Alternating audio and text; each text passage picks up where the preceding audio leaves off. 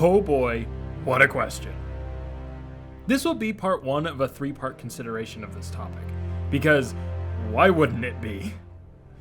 I'll get things started off by saying that I think AI has the potential to be an amazing tool in a lot of fields, but particularly for artists. But we have to talk about the context of use, because we are clearly seeing ways it's being used for sin.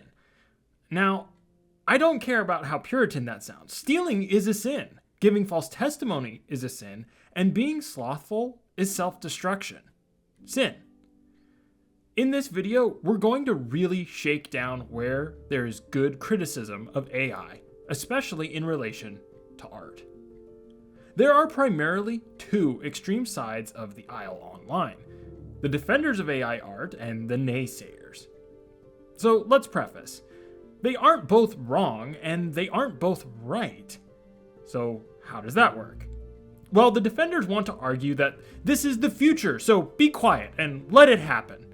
Just a quick thought though. Whenever has that been wise? Yes, AI will shape and reshape how big production companies are done, but we do need wisdom. We need the Holy Spirit to guide our use and communication with this tool. On the other hand, the naysayers want nothing to do with AI. And while I'm tempted to agree with them, except for two things. One, we really are dealing with a genie in the bottle sort of solution. We can't undo what has been done. The other thing is, the desire to go back is really kind of cowardice. Solomon in Ecclesiastes chapter 9 touches on this. Wisdom seeks how to exist in the time she is present. So, let us proceed with good caution and faith. Now, if we are to proceed with a sound mind, we need to scrutinize the sin in the machine. AI itself is not a man or a soul, no matter how much its makers, or the lying spirits of the air want us to believe it is. It's a multifaceted calculator. A calculator cannot sin, but it can be used to sin. Again, I'm going to keep this conversation to how it applies to art and artists, because we could deviate a lot into the other ways AI is being used inappropriately. But in our third video, we will get into why coming at it from an artistic perspective may actually be insightful to those other facets. Is AI art stealing from artists? Well, no. And yes. Boy, isn't that a complicated answer.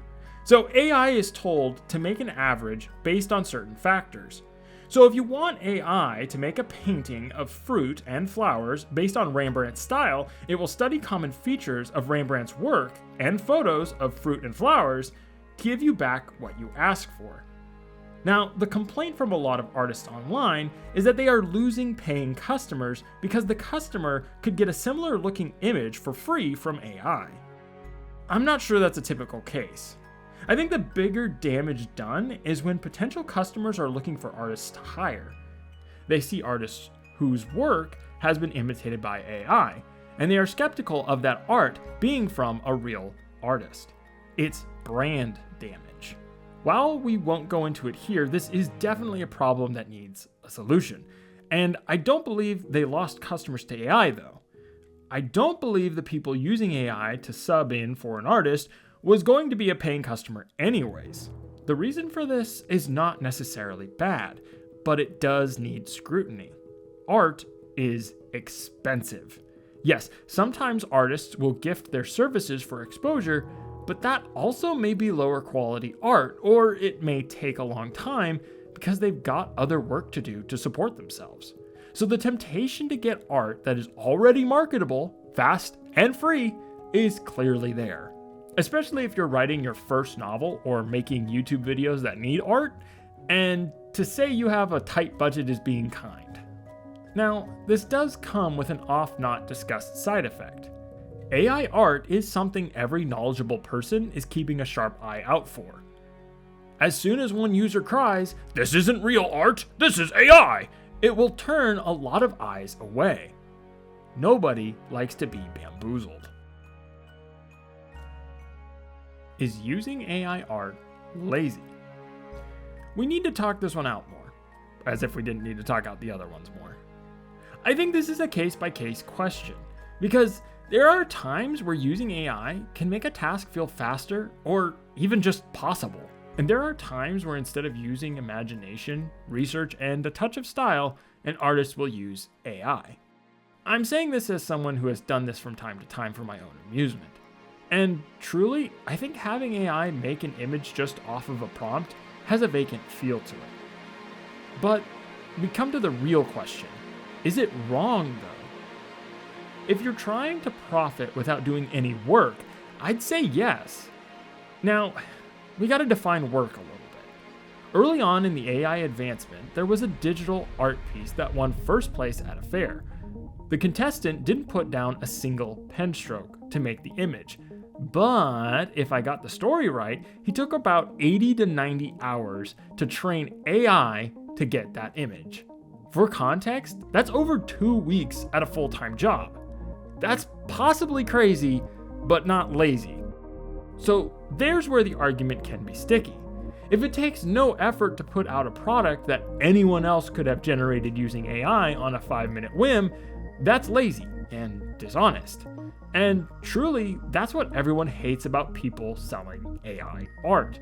Joe Schmo with no artistic talent but a lovely idea based off of a Bob Ross painting can prompt AI to make an image and then send it to the office store to print it, and he's happy with it. But if Joe Schmo wants a real painting that has a unique artistic flair to it, he's going to look for someone who can actually paint it. Someone with a soul and an artistic eye. No matter how much AI advances, those are two things it can never have. Now, I'm not trying to knock Bob Ross paintings, by the way. I brought him into this because he does make images that are pleasing to the eye and very well known. So now we come to the final question that we're going to discuss in this video. Is using AI deceitful? All of us who are on YouTube fairly regularly have definitely seen some level of this deceitfulness.